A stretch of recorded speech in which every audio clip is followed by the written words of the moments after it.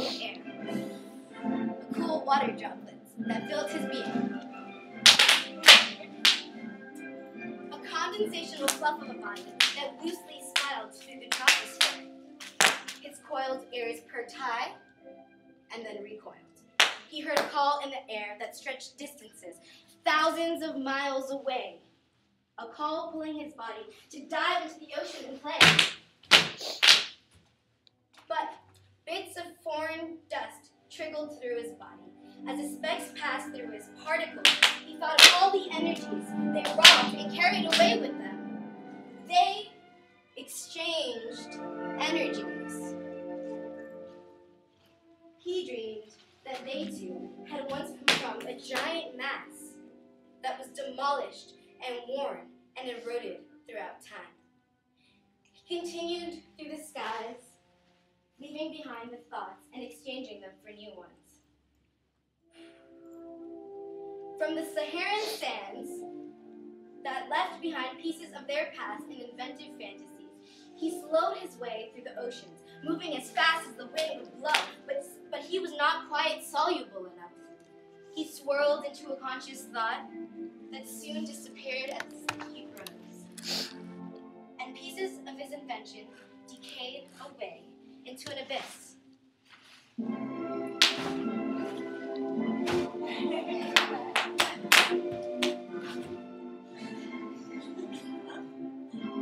Where he was never sure to meet them again. One part of his thought drifted away with the wind, far from the sea, and floated inwards a boy with a long jaw, wide smile, and red hair. He wore a cap on his head,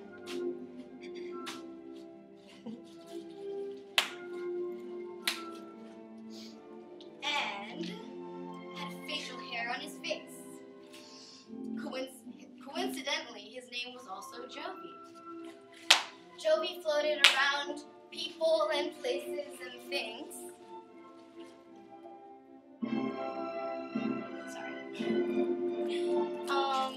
He liked to get into mischief and to discover the subconsciousness that those on Earth knew little about. He played with their shadows and dove in their doubts, making them larger and creating batches of pouts. Jovi was a sprout who danced all through the night. He had little fright and always felt he knew just what was right. Jovi was a sprout who danced, discovering people's dreams and played in them as if they were his, taking chances, diving far under sea. He was a joyful green pea and a 10-foot centipede. Jovi knew how to float through the dreams and speed to seams of endless thoughts, but he never quite could grasp onto a specific spot. For he was the lost pieces of Jovi that floated unspecified through the airs. He was pieces of the giant Jovi that were lost in the hot condensational heat. He was the one who would never quite feed. Oh, how so badly he wanted to grow into a physical one who would sow through the land and project all their thoughts into physical manifestations and plots.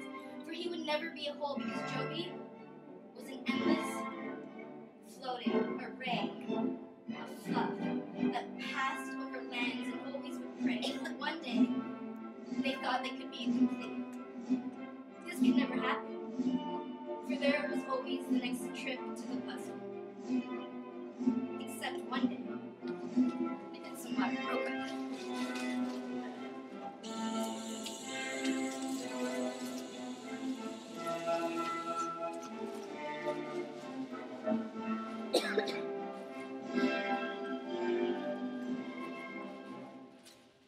Except one day, Jovi met Cyber. Seabrae? He was a god of creativity and thought. He knew the secrets of the universe and the splitting of the soul, the divergence of chance. They ran into him one day when visiting a dream from a physical on land. What he said to them is unknown. What Jovi felt was a deep hole within his stomach that remained empty. It dug further into his intestines, where it twisted and turned into tunnels tremoring deep within him. He was scared, and he didn't want to let Cyber down.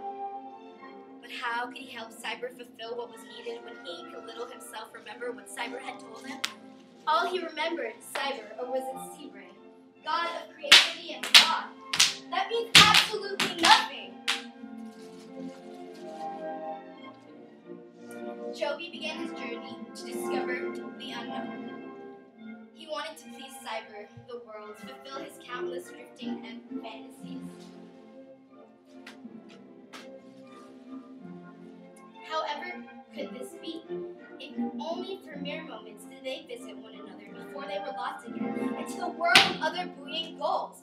As long as they kept afloat, Joby thought, then again, he yearned for them to weigh so heavily that they would collapse into a finite atomical, fusing particle that would nurture his entirety and forbade them to leave, only to cooperate and feed on one another, to eventually grow into a something.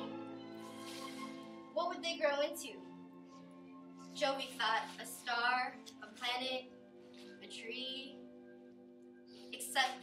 Except what he thought. It should not be thought. So he thought, and he thought, and he thought, ...